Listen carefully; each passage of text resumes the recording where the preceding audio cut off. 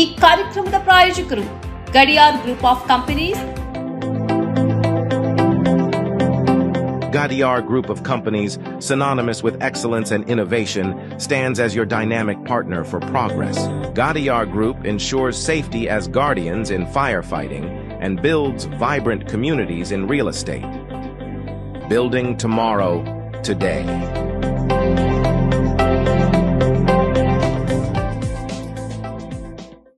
Kudukoli petrol pump Perla ವಿಶ್ವಾಸಾರ್ಹ ಸೇವೆಗೆ ಅಬ್ದುಲ್ಲಾ ಮಧುಮೂಲೆ ಸಾರಥ್ಯದ ಪೆರ್ಲಾ ಕುಡುಕೋಳಿ ಪಂಪ್ಗೆ ಭೇಟಿ ನೀಡಿ. ರಾಜ್ಯ ಹೆದ್ದಾರಿ 64ರಲ್ಲಿ ನಿಮಗಾಗಿ ಕಾಯುತ್ತಿದೆ.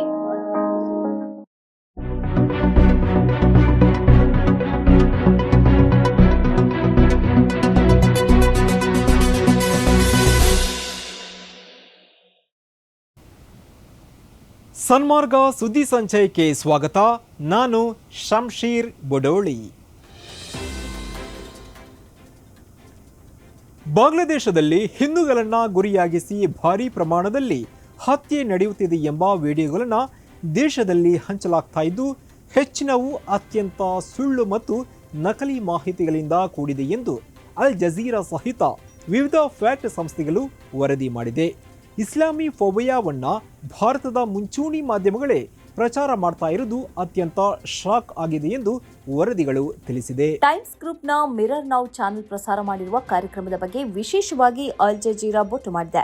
ಬಾಂಗ್ಲಾದೇಶದಲ್ಲಿ ಹಿಂದೂಗಳ ಸಾಮೂಹಿಕ ಹತ್ಯೆ ನಡೆಯುತ್ತಿದೆ ಎಂಬ ಶೀರ್ಷಿಕೆಯಲ್ಲಿ ಮಿರರ್ ನೌ ಈ ಕಾರ್ಯಕ್ರಮವನ್ನು ಪ್ರಸಾರ ಮಾಡಿದೆ. ಆದರೆ ಅದಕ್ಕೆ ಪೂರಕವಾದ ಯಾವುದೇ ದಾಖಲೆಯನ್ನು ಅದು ಒದಗಿಸಿಲ್ಲ ಎಂದು ಕೂಡ ಅಲ್ ಜಜೀರಾ ಎತ್ತಿ ಹೇಳಿದೆ. ಮಾತ್ರ ಅಲ್ಲ, ಹಿಂದೂಗಳೆಂದು ಹೇಳಿ ತೋರಿಸಲಾಗಿರುವ ವಿವಿಧ ಪ್ರಕರಣಗಳು ಹಿಂದೂಗಳಿಗೆ ಸಂಬಂಧಿಸಿದವುಗಳಾಗಿಲ್ಲ ಮತ್ತು ಅವಾಮಿ ಲೀಗ್ನ ಮುಸ್ಲಿಂ ನಾಯಕರಿಗೆ ಸಂಬಂಧಿಸಿದವುಗಳಾಗಿವೆ ಎಂದು ಹೇಳಿದೆ. ಇದೇ ರೀತಿಯಲ್ಲಿ ದೇಶದ ಹಲವು ಚಾನೆಲ್ಗಳು ಮತ್ತು ಸೋಷಿಯಲ್ ಮೀಡಿಯಾದಲ್ಲಿ ಬಾಂಗ್ಲಾಕ್ಕೆ ಸಂಬಂಧಿಸಿ ತಪ್ಪಾದ ಮತ್ತು ಸುಳ್ಳಾದ ಮಾಹಿತಿಗಳು ವರದಿಯಾಗುತ್ತಿವೆ ಎಂದು ಚಾನೆಲ್ ಹೇಳಿದೆ. ವಕ್ಫ್ ಮಸೂದೆ ತಿದ್ದುಪಡಿ ಮಸೂದೆಯನ್ನ ಪರಿಶೀಲನೆ ನಡೆಸಲಿರುವ ಜಂಟಿ ಪಾರ್ಲಿಮೆಂಟರಿ ಸಮಿತಿಯನ್ನ ಭೇಟಿಯಾಗುವುದಾಗಿ ಮುಸ್ಲಿಂ ಪರ್ಸನಲ್ ಲಾ ಬೋರ್ಡ್ ತಿಳಿಸಿದೆ.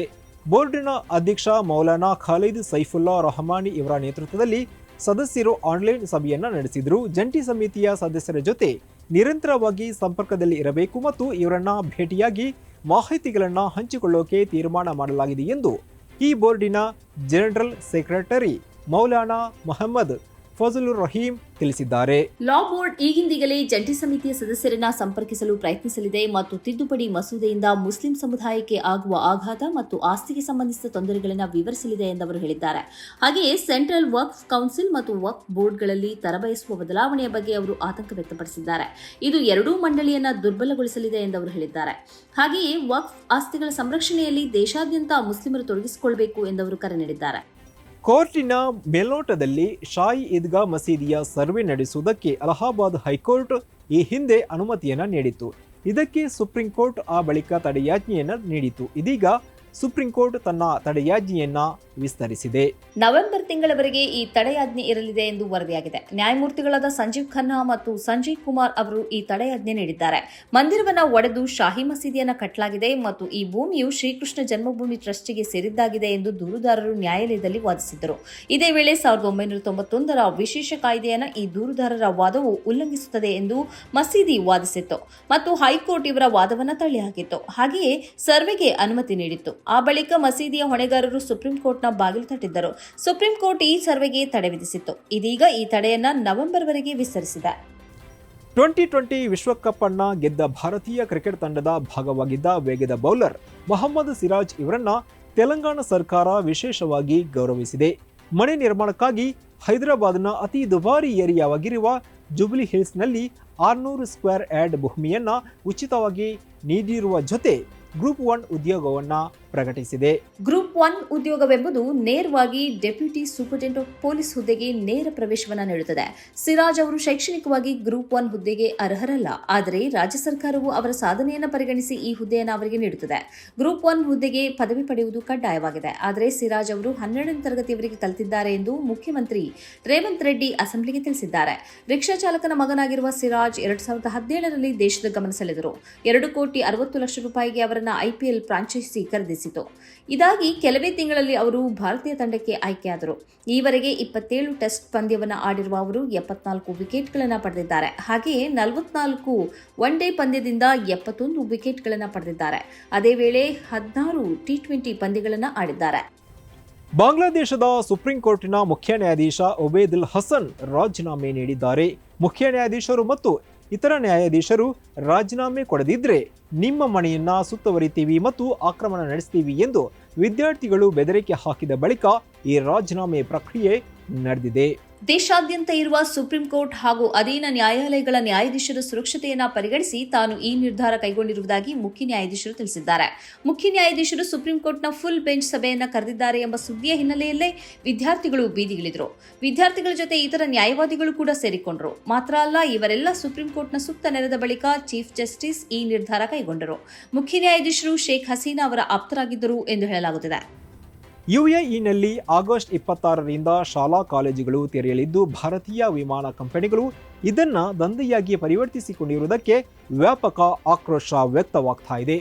2 ತಿಂಗಳ ರಜಾವಧಿಯಲ್ಲಿ ಭಾರತಕ್ಕೆ ವಾಪಸ್ ಆಗಲಿರುವ ಭಾರತೀಯರು ಮರಳಿ ಹೋಗೋದನ್ನ ಗಮನದಲ್ಲಿ ಇಟ್ಕೊಂಡೇ ಎಂದಿಗಿಂತ 3 ಪಟ್ಟು ಹೆಚ್ಚು ಟಿಕೆಟ್ ದರವನ್ನ ಈ ವಿಮಾನ ಕಂಪನಿಗಳು ಹೆಚ್ಚಿಸಿದೆ. ಆಗಸ್ಟ್ 26ರ ಆಸುಪಾಸಿನಲ್ಲಿ ತಿರುವನಂತಪುರದಿಂದ 37,000ದಿಂದ 60,000ವರೆಗೆ ಟಿಕೆಟ್ ಬೆಲೆಯನ್ನು ವಿಮಾನ ಕಂಪನಿಗಳು ಏರಿಸಿವೆ. ಹಾಗೆಯೇ ಕೊಚ್ಚಿಯಿಂದ 31,000ದಿಂದ 87,000ದವರೆಗೆ ಟಿಕೆಟ್ ಬೆಲೆಯನ್ನು ನಿಗದಿಪಡಿಸಿದೆ.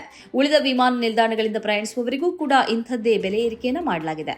ಸಾಮಾನ್ಯ ದರಕ್ಕಿಂತ 3ರಿಂದ 7 ಪಟ್ಟಿನಷ್ಟು ಅಧಿಕ ಟಿಕೆಟ್ ಬೆಲೆಯನ್ನು ನಿಗದಿಪಡಿಸಲಾಗಿದೆ ಎಂದು ಪ್ರಯಾಣಿಕರು ದೂರಿದ್ದಾರೆ. ಏರ್ ಇಂಡಿಯಾ ಎಕ್ಸ್ಪ್ರೆಸ್ ಟಿಕೆಟ್ ಬೆಲೆಯನ್ನು ವಿಪರೀತವಾಗಿ ಏರಿಸದಿದ್ದರೂ ಈ ವಿಮಾನ ಆಗಾಗ ರದ್ದಾಗುತ್ತಿರುವುದು ಮತ್ತು ಪ್ರಯಾಣ ಸಮಯ ವ್ಯತ್ಯಯವಾಗುತ್ತಿರುವುದರಿಂದ ಜನರು ಅದರ ಟಿಕೆಟ್ ಅನ್ನು ಖರೀದಿಸಲು ಹಿಂದು ಮುಂದೆ ನೋಡುತ್ತಿದ್ದಾರೆ. ಈ ಹಿನ್ನೆಲೆಯಲ್ಲಿ ಕೇಂದ್ರ ಸರ್ಕಾರ ಟಿಕೆಟ್ ಬೆಲೆಯ ಏರಿಕೆಯನ್ನು ನಿಯಂತ್ರಿಸುವುದಕ್ಕೆ ಮುಂದಾಗಬೇಕು ಎಂಬ ಒತ್ತಾಯ ಕೇಳಿಬಂದಿದೆ. ರಾಜ್ಯದಲ್ಲಿ ಮಳೆಯ ಅಬ್ಬರ ಮುಂದುವರೆದಿದೆ. ಇದರ ಪರಿಣಾಮ ಹಾಸನ ಜಿಲ್ಲೆಯ ಸಕಲೇಶಪುರ ಬಳಿ ರೈಲು ಹಳಿಗಳ ಮೇಲೆ ಗುಡ್ಡವೊಂದು ಕುಸಿದಿದೆ. ಇದರಿಂದಾಗಿ ಬೆಂಗಳೂರು ಮಂಗಳೂರು ನಡುವಿನ ರೈಲು ಸಂಚಾರ ಸ್ಥಗಿತಗೊಂಡಿದೆ. ಹಾಸನ ಸಕಲೇಶಪುರ ಮಾರ್ಗದಲ್ಲಿ ಸಂಚರಿಸುತ್ತಿದ್ದ ಬೆಂಗಳೂರು ಕಣ್ಣೂರು, ಬೆಂಗಳೂರು ಮುರುಡೇಶ್ವರ ಮತ್ತು ಹಾಸನ ಮಂಗಳೂರು ರೈಲುಗಳ ಸಂಚಾರ ಬಂದ್ ಆಗಿದೆ. ಶುಕ್ರವಾರ ರಾತ್ರಿ ಸಂಚರಿಸುತ್ತಿದ್ದ ರೈಲುಗಳು ಮಾರ್ಗ ಮಧ್ಯೆ ನಿಂತಿದ್ದರಿಂದ ರೈಲ್ವೆ ಅಧಿಕಾರಿಗಳು ಪ್ರಯಾಣಿಕರಿಗೆ ಪರ್ಯಾಯ ವಾಹನ ವ್ಯವಸ್ಥೆ ಮಾಡಿ ಕಳಿಸಿದ್ದಾರೆ. ಈ ಮೊದಲು ಸಕಲೇಶಪುರ ತಾಲೂಕಿನ ಶಿರಾಡಿ ಘಾಟ್ ಬಳಿ ಗುಡ್ಡೆ ಕುಸಿತವಾಗಿತ್ತು. ಆ ರಾತ್ರಿ ರೈಲಿನಲ್ಲಿ ಪ್ರಯಾಣಿಸುತ್ತಿದ್ದ ಪ್ರಯಾಣಿಕರು ಕೇರಳ ಮಾರ್ಗವಾಗಿ ಬೆಂಗಳೂರು ತಲುಪುವಂತಾಗಿತ್ತು. ಇನ್ನು ಶಿರೂರು ಬಳಿಯ ರಾಷ್ಟ್ರೀಯ ಹೆದ್ದಾರಿಯಲ್ಲಿ ಗುಡ್ಡ ಕುಸಿದಿದ್ದರಿಂದ ಕೆಲವು ವಾಹನಗಳು ನದಿಗೆ ಬಿದ್ದಿದ್ದವು. ದುರ್ಘಟನೆಯಲ್ಲಿ 11 ಮಂದಿ ಸಾವನ್ನಪ್ಪಿದ್ದರು.